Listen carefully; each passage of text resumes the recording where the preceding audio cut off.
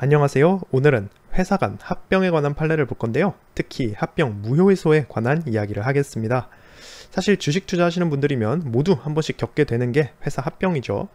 이게 상당히 골치가 아파요. 누구한테는 호재일 수도 있고 또 누구한테는 악재일 수도 있습니다. 이 합병이라는 게 영화로 비유하면은 한 지붕 아래에 갑자기 두 식구가 살림살이를 하게 되는 겁니다. 각각 합병 대상인 회사들의 주주죠. 이 두 당사자 모두를 만족시키면서 합병을 하는가 마는가 굉장히 중요합니다. 이게 만약에 제대로 안 되거나 누구의 불만이 컸다 그러면 합병 무효의소가 나오게 되는 겁니다. 그러면 오늘 판례를 보기 전에 사실관계 먼저 간단히 알아보겠습니다. 우리 주인공은 3명입니다. 우선 P고 Y재지가 있습니다. 그리고 P재지, 자, 이 두 개의 회사가 있는데요. 이 두 회사가 지금부터 합병을 하는 겁니다. 그리고 원고 X라는 분이 있습니다. 이분이 바로 Y재지의 주주십니다. 이분이 합병 비율이 현저하게 불공정하다고 주장하시면서 합병 무효 소송을 제기하셨는데요. 자, 사실관계 지금 빠르게 나왔죠. 합병을 하는 두 개의 회사 그리고 그 주주입니다. 자, 내막은 우선 P재지의 회생 절차입니다. Y가 P를 흡수합병하기로 결정을 했는데요. 자, 흡수합병을 한다는 소리는 이 두 개 회사가 합쳐졌을 때 마지막에 남는 건 Y재지라는 하나의 이름만 남는다라는 뜻입니다. 그래서 Y재지가 존속회사가 될 건데요. 이때 Y재지가 P재지사의 순자산가액을 초과하는 액면으로 합병 신주를 발행해서 피해 주주들에게 교부해 줍니다. 그만큼 그 금액만큼 자본을 증가시켰는데요. 이건 쉽게 말하면은 Y재지가 웃돈을 좀 쳐줬다 그렇게 보시면 될 것 같습니다. 그렇게 해서 합병 가액과 합정 비율을 산정한 다음에 회계법인 A의 적정 평가를 거쳐서 금융감독위원회에 합병 신고를 합니다. 네, 너무 등장인물이 많이 나오면 어려우니까요. A는 잊어버리셔도 됩니다. 자, 중요한 건 이때의 합병 비율이 문제가 된 겁니다. P재지 대주주의 자금 출연, 또 채권금융기관의 출자 전환 등등 P재지의 재무구조가 개선되었고 또 당시 시장 상황, 우리가 쉽게 이야기하면 시가 등이 고려가 된 겁니다. 그렇게 해서 이제 합병 비율과 가액을 산정을 한 것인데요. 문제는 합병 무렵 당시에 P재지가 수년간 적자를 보고 있는 상태였다는 겁니다. 누적 결손금이 544억 원에 달하는 등 재무 상태가 안 좋았습니다. 거기에 P재지의 향후 추정 매출 원가를 다소 낙관적으로 전망을 했다는 게 문제가 됐어요. 2005년과 2006년의 경상이익을 13억 55억 원으로 추정하고 이를 근거로 주당 수익 가치를 산정했다는 겁니다. 즉 앞으로 이익이 크게 늘 거고 이 회사 적자도 없을 거다. 그러니까 주식 가치를 좀 고평가했다는 주장인 겁니다. 하지만 예상과 달리 P재지는 2005년 1월 1일부터 합병 직전인 2005년 7월 31일까지 20억여 원의 경상 손실을 기록했습니다. 당초 예상했던 것과 많이 다른 겁니다. 지금 P재지가 앞으로도 수익 잘 낼 거고 괜찮을 것 같다라고 생각을 하고 합병을 진행했는데 알고 보니까 문제가 많은 겁니다. 자, 이럴 때 Y재지의 주주분들은 불만이 당연히 생길 수밖에 없습니다. 손해본 느낌이실 거예요.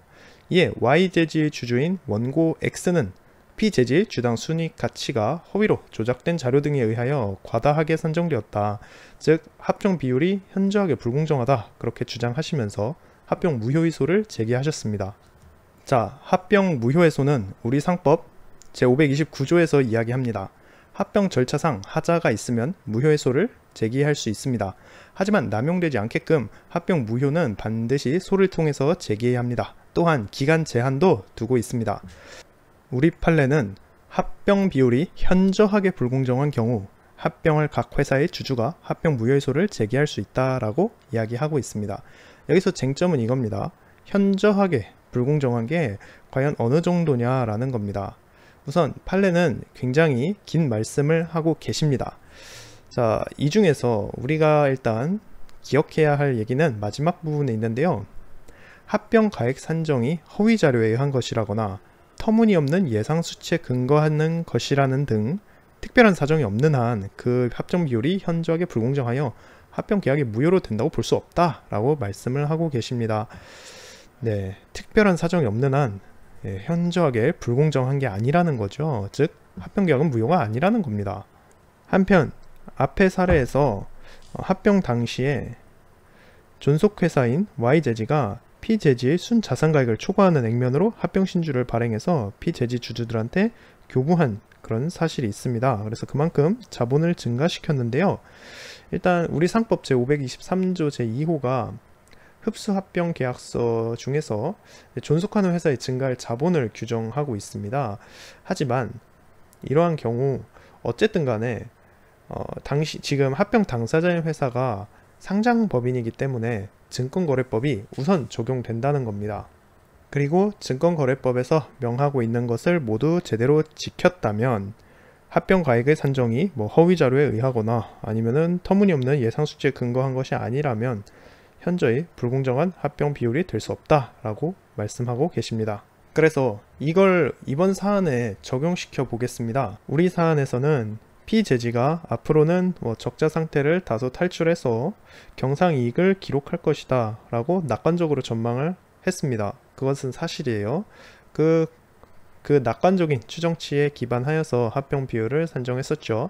자, 그런데 우리 법원은 이것이 현저하게 불공정한 것이냐 라는 질문에 아니다 라고 답을 하셨습니다.